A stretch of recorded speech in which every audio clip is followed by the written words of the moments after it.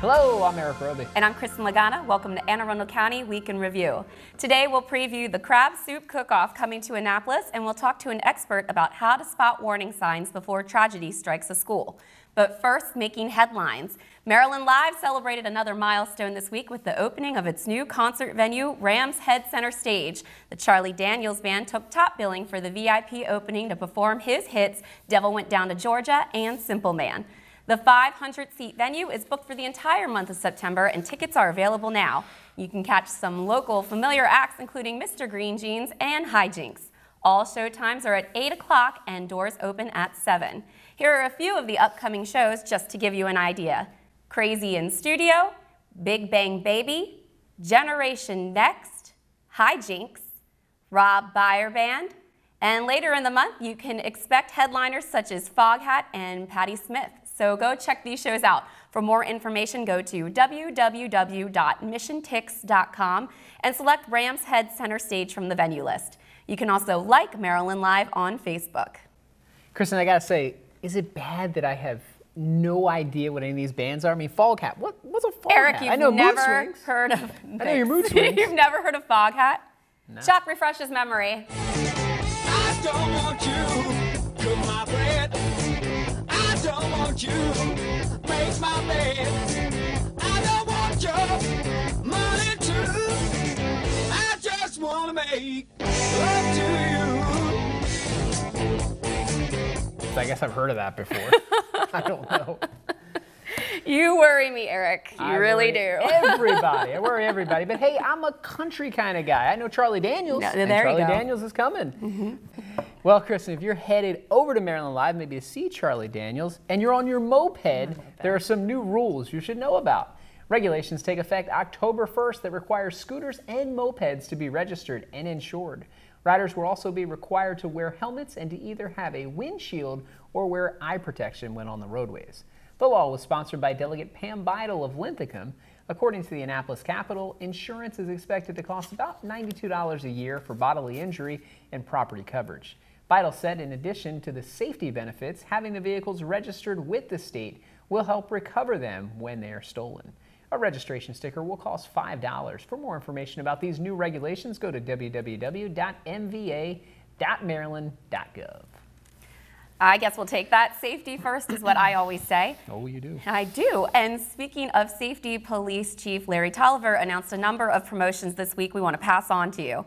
Starting at the top, Major Pamela Davis has been promoted to Deputy Chief. The 19-year veteran and graduate of the FBI National Academy is the highest-ranking woman in department history.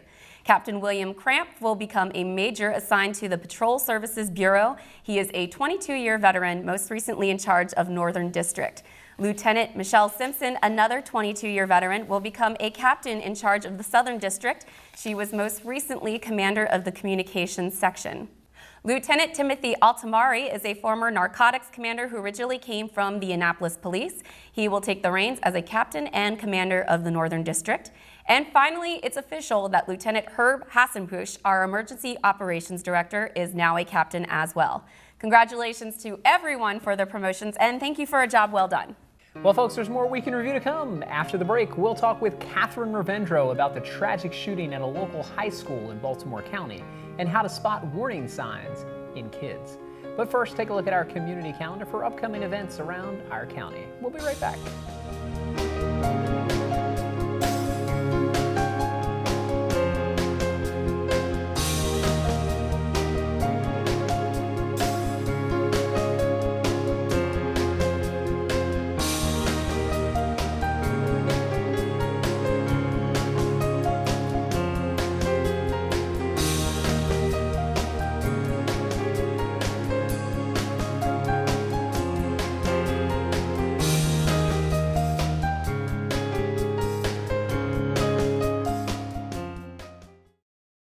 Do you like this top?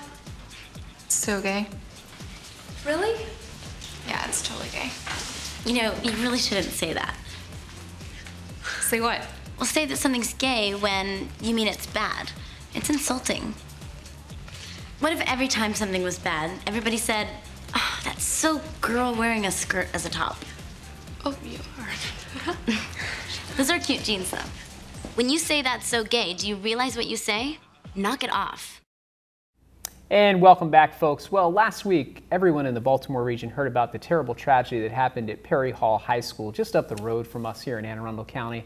Today, we've brought the Director of Community Relations for our Mobile Crisis Unit, Ms. Katherine Rovendo, to join us as a guest on the show. Thank you very much. Katherine, I understand that there were a lot of folks, a lot of agencies involved in that situation that happened up in Perry Hall High School. What can you tell us as far as what actually happened out there? Well, it is an ongoing police investigation, so I can't speak to a whole lot of it, but what I do know is that there was a student that arrived on the first day of school to his high school, and that he unfortunately brought a shotgun with him, and he came to a cafeteria spot, and actually there are a lot of different details on this. So what I do know is that the weapon discharged and that another student was injured and is now currently in shock trauma, to the best of my knowledge. I think that's the most recent update that I heard, was that he is still in shock trauma.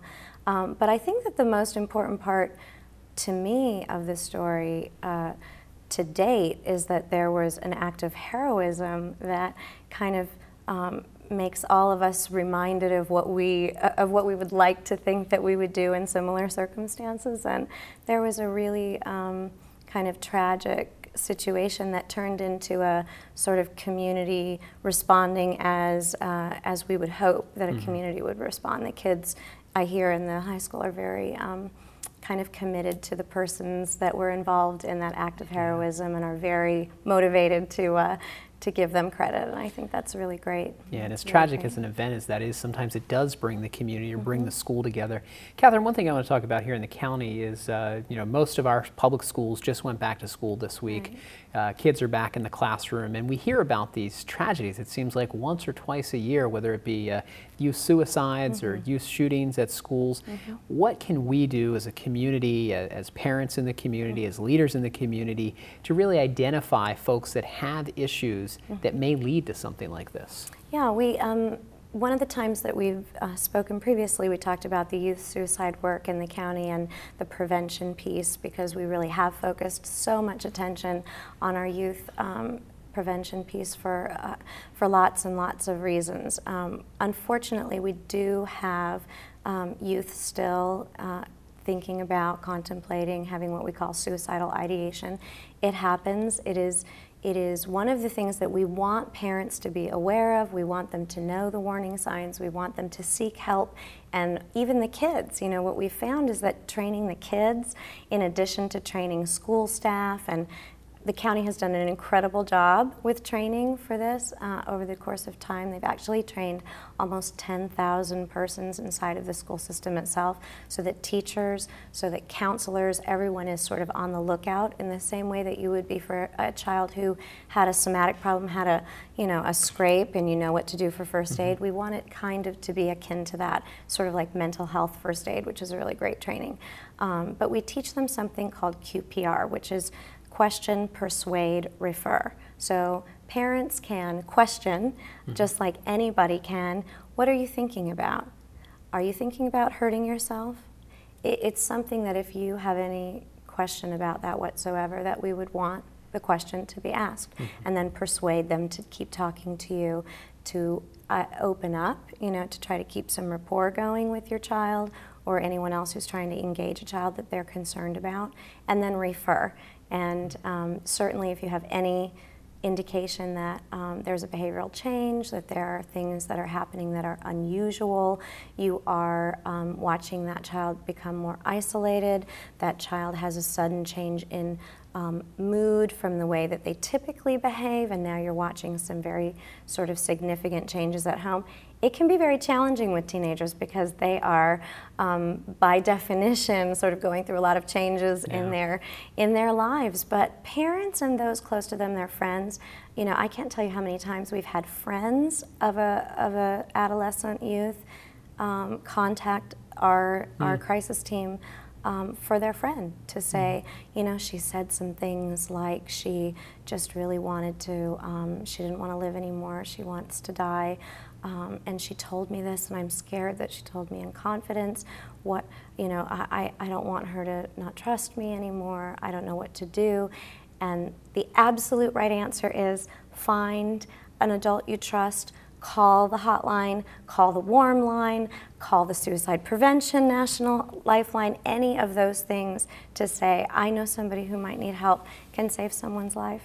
Absolutely. I think this is definitely an issue that we're more cognizant of now more than ever with these episodes going on at schools. If you're a student, if you're a parent, a counselor, and you are recognizing some of these signs, and you just mentioned some hotlines that are available resources, what are some other things that you might think are good for us to recommend to our viewers if they see a student that's exhibiting these signs? I think that probably calling the county's warm line is the #1 choice, because from that phone call you can find out all of the resources that the county has available, if that's making an appointment with a therapist, if that is finding out about, you had mentioned earlier when we were talking, support groups or things that are in place for youth. There are many, many resources out there, and I think that a lot of the time parents and those that care about this don't know what to do, and so making that first phone call or looking on the Network of Care is a wonderful website, and the county public schools have done a wonderful job. They have a wonderful wellness resource right on the right on the homepage that parents can click on and see a lot of the resources that are available if they want to use the internet. If you want to talk to a human being because that's more comfortable for you, then we absolutely say call the warm line. It's 410-768-5522. 24/7, and there are folks there to talk. Even if it's the youth themselves, which often we get this question, can my son or daughter call you directly? Absolutely. In fact, we encourage that because we want to hear what's going on with them, sort of firsthand, which tends to give a lot of information, and we can actually, do a lot when we can hear from the youth themselves. Well, Katherine, we certainly do have a lot of resources out there in the county, and we hope that folks that are watching our program, folks that actually are paying attention and concerned about the safety of our youth, do take advantage of this. Thanks for joining us on the program again today. Thank you so much for having me. Folks, we'll be back with more Week in Review right after these messages. My life is full of statistics. Thing is, I could have dropped out of school and become one myself, but I didn't, because I had people that believed in me. Here's another statistic. 7,000 students drop out every school day. That's one every 26 seconds. It's time that students know that we believe in them. Inspire a student and share your message of support at boostup.org.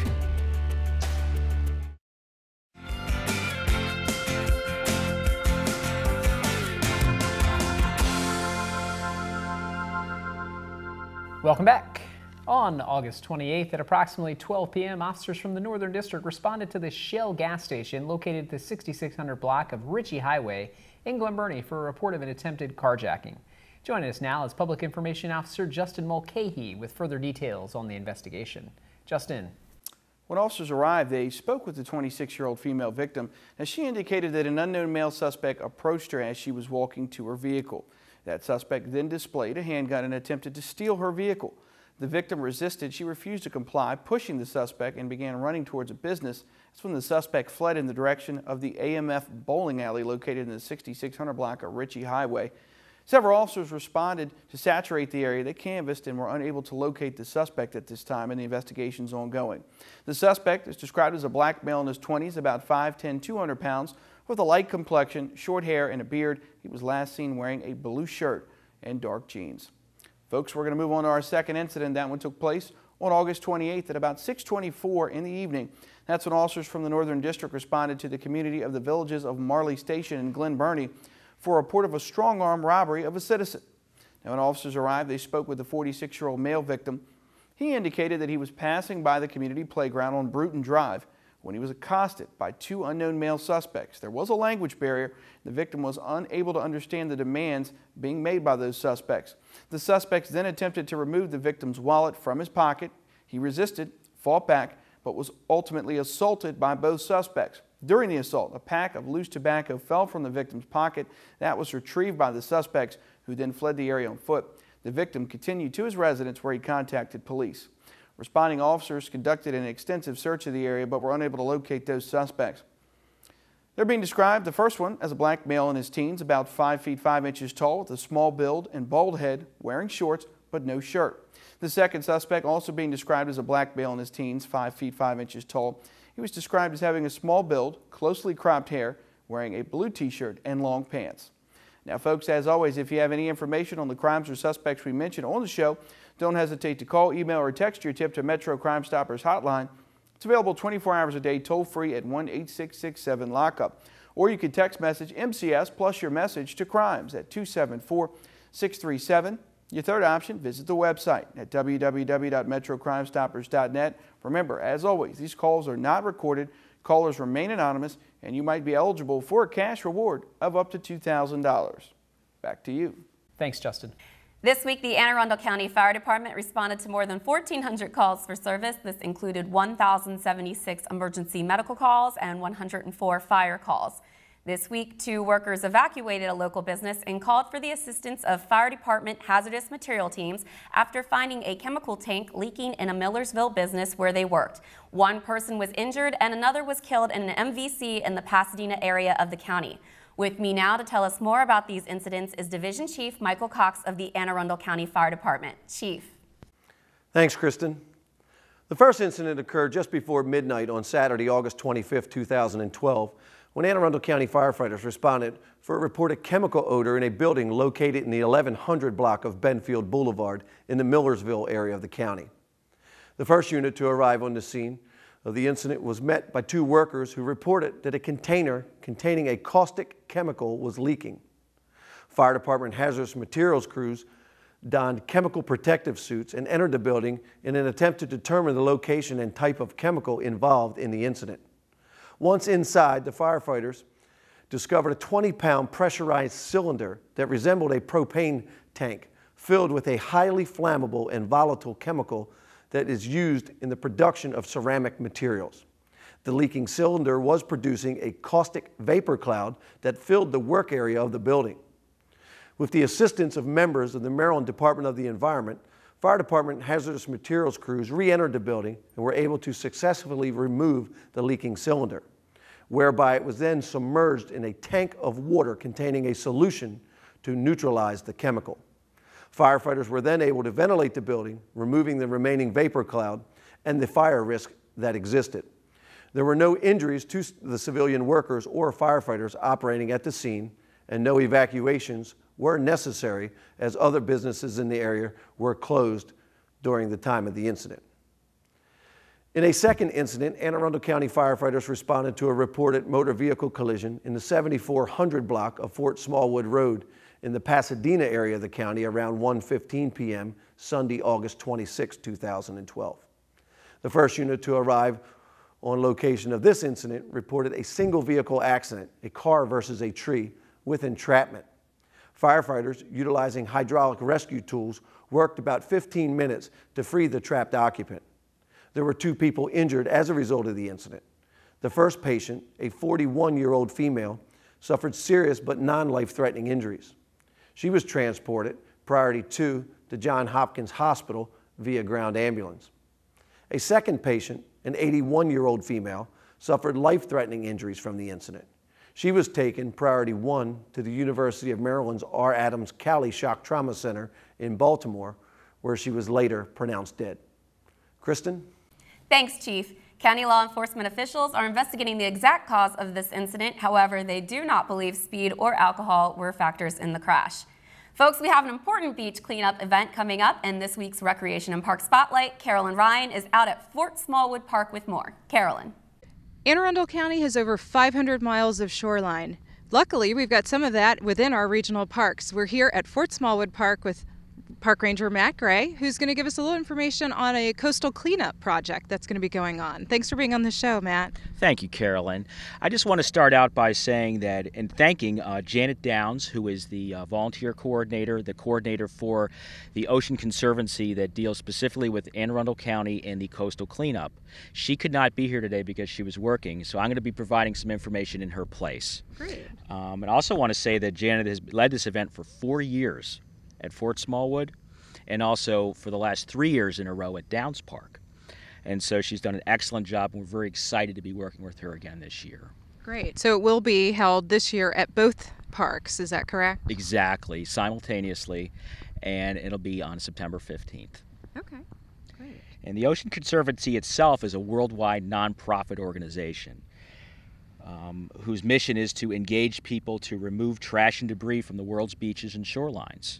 It's also active in identifying sources of debris and for changing the behavior and changing the habits of folks, encouraging them to be more environmentally responsible, particularly in regard to oceans, bays, and the shores that are accompanied with those. Great. So when you talk about that, are you looking for volunteers for this event? Very much so. We're looking for volunteers, and it is a wonderful opportunity to volunteer to give back not only to the county, but also to the greater bay that serves all citizens of the state of Maryland. And it's a unique opportunity, too, because a volunteer for this event will get the chance to be able to interact with other like-minded folks who are also concerned about the bay. It's a good family activity. It's a good group activity for all kinds. And if it's a good solo activity, because you can come here by yourself and wind up with a bunch of new friends you just volunteered with. So it's a good thing. To actually volunteer, the Ocean Conservancy has a website, and it is www.signuptocleanup.org. That's all one word, signuptocleanup.org. To do that, basically the event is on September 15th, and when you go to the website, you have to type either Fort Smallwood Park or Downs Park, the entire word with park on the end, and that's the only way that the software will recognize which park it is. But once that's done, you can register. The registration's free, and you'll be good to go. Great. Now, what have been some of the past results from some of the previous year's events? In 2011 alone, over 600,000 volunteers from 150 countries and 46 states cleaned over 9 million pounds of trash from our waterways, and that's on a worldwide level. Locally, here in Anne Arundel County, just at Fort Smallwood and Downs Parks alone, 113 volunteers collected 3,200 pounds of trash from our waterways at just those two parks, so a huge difference has been made. Great.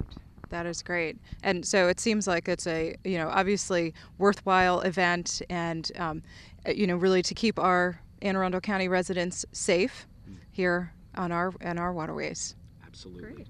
Well, it sounds like obviously a worthwhile event for folks to sign up, to volunteer. So you can visit actually our website, www.aacounty.org/recparks, to get information on both parks, Fort Smallwood and Downs, and you can visit the website to sign up as well. Well, thank you very much for being on the show. Thank you, Carolyn. It's a pleasure. Back to you in the studio.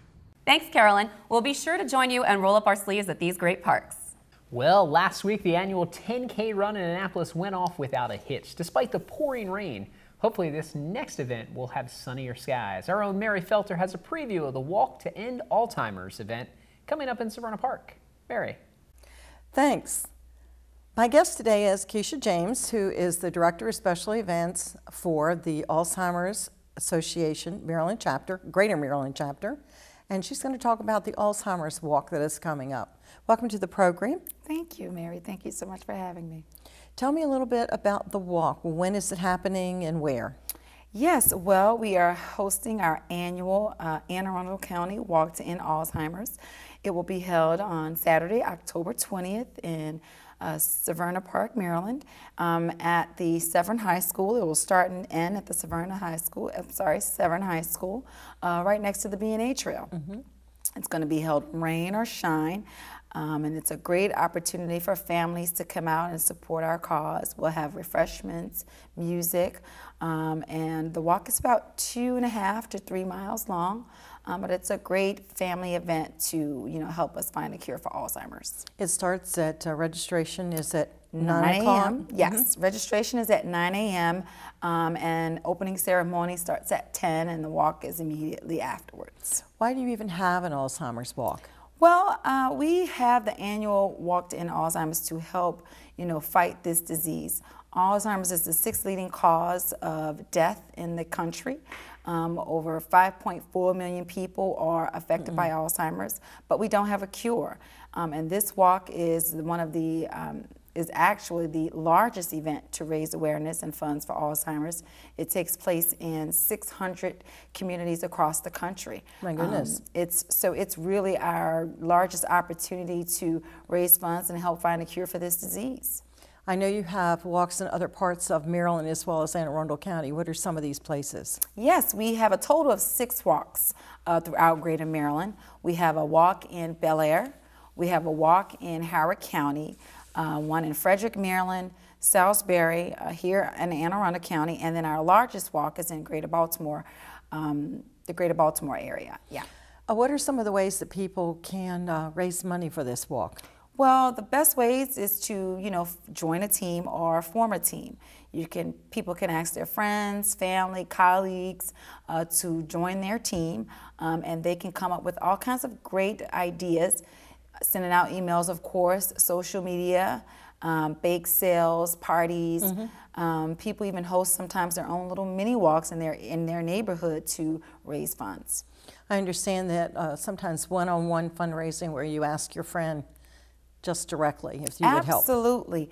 We have wonderful team captains. They send out emails, they send out letters, they call their friends, they go through their black book and just ask everyone to support the cause. How much money did you raise last year in Maryland? Last year we raised over $779,000, oh my goodness, which was our best walk yet. We had over 4,700 walkers throughout the state of Maryland support us and help us raise those funds. I understand you have a lot of incentives for people. Yes, we have wonderful t-shirts. Yes, this is our Walk to End Alzheimer's t-shirts, and if you raise $100 or more, you will get a walk t-shirt. And you get a banner or other things if you raise more, I understand. Yes, we have other incentives for some of our larger teams that raise over $5,000. They have the opportunity there called our super teams, and we have lots of great prizes for them as well. And you're working in Anne Arundel County with someone named Mary Fridley to work on this? We have, this walk could not be done without our wonderful dedicated leaders in the community. And Mary Fridley, who is representative or owner of Giro Resources, LLC, is the chair of our walk committee. And our walk committee is comprised of many residents in the community that support our cause, and Mary is the cheerleader. She's our champion who leads us along the way. Yeah, I pledged to her on this walk. Wonderful, wonderful. And if people do want to pledge or they want to sign up or they want to get a team together, what do you recommend that they do?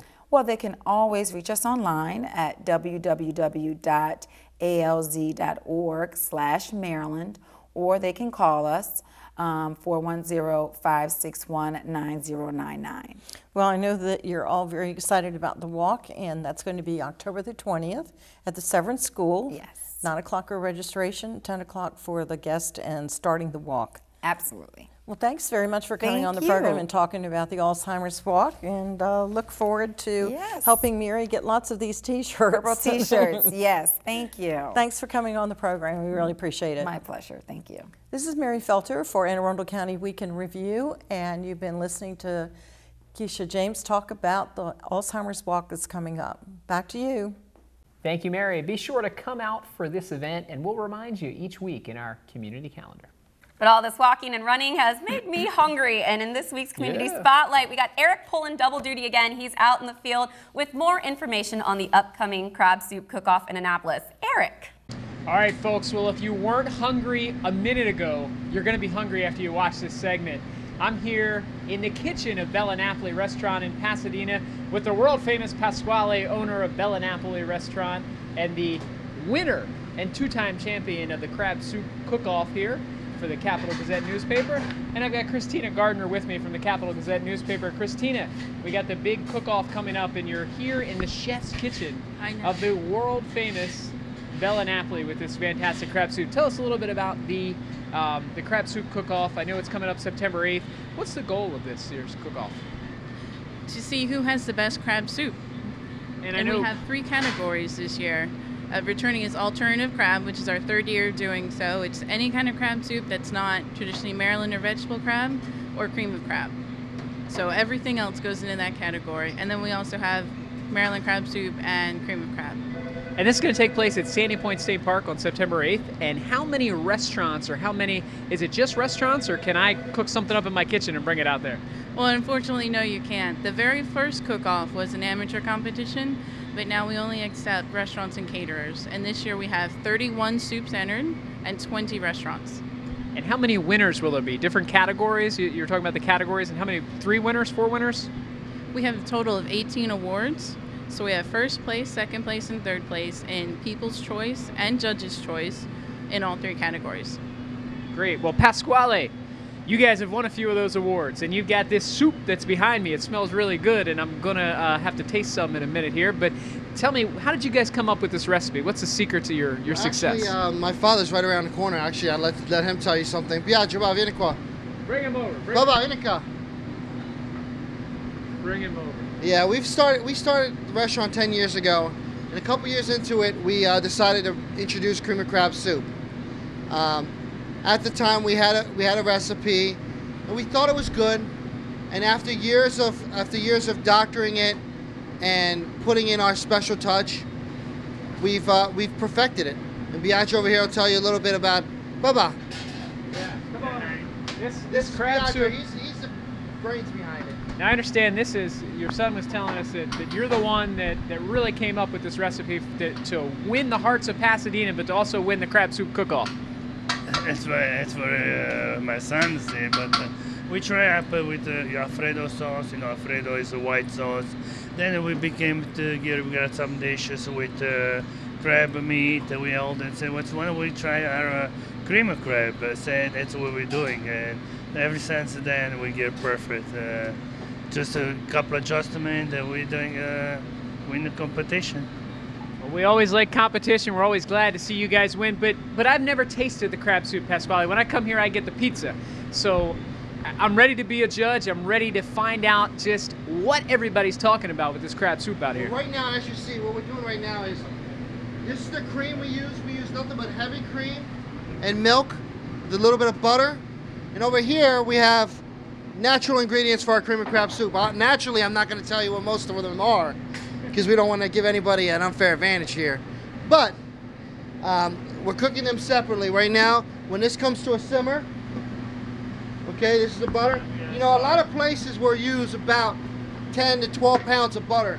We use barely 3/4 of a pound of butter in our batch, which is about 5 gallons when it's all said and done. Now, you see that simmering. Once it starts finish simmering, we will add that to the cream. And at the very end, we will add some extra jumbo lump crab meat so it stays whole. But in here, we'll have some crab meat, some crab base that we made ourselves a few hours ago or the day before. And we add the crab base to the soup. So, if we want to cut for a second, then we can, I can show you guys once we're done. I'll give it to you fresh. Well, guys, all that hard work we did back there in the kitchen paid off. Look at these fabulous dishes we made here. Just a great restaurant to come to, Bella Napoli here in Pasadena.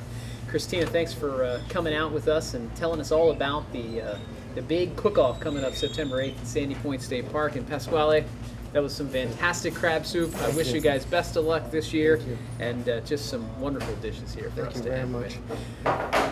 If I may, since we're showcasing Maryland crab meat and Maryland Seafood Festival, I did want to showcase one dish that we do have that is all 100% Maryland crab meat. Is our Maryland crab meat ravioli. What we do is we take Maryland blue crab meat, we stuff the ravioli, then we put it in a creamy lobster sauce with a little bit of jumbo lump crab meat sprinkled on top of it, as you see right here. So, but thank you very much for coming and showcasing our restaurant. It was our privilege, and we're very proud to be in a Maryland-based business, especially here in Pasadena, and we appreciate everything and all the accolades that you've given us, and thank you very much. Well, from Bella Napoli Restaurant in Pasadena, I'm Erik Roby, sending it back to the studio. Well, Erik, looks like you had a lot of fun. I don't cook crab soup, but I sure love to eat it. Oh, I did some eating out there at Bella Napoli. Authentic Italian food. Yum. Delicious. Crab soup was great. I see why they won their award. Good chicken, good shrimp. They really take care of you out there. Very good. Do you have a favorite?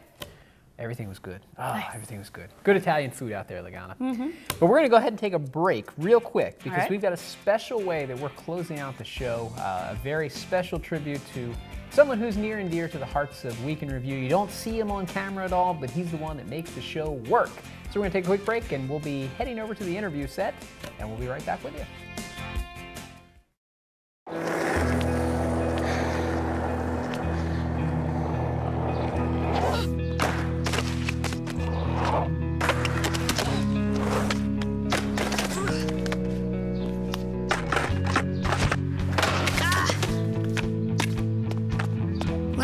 Kickflip 6 stairs takes determination.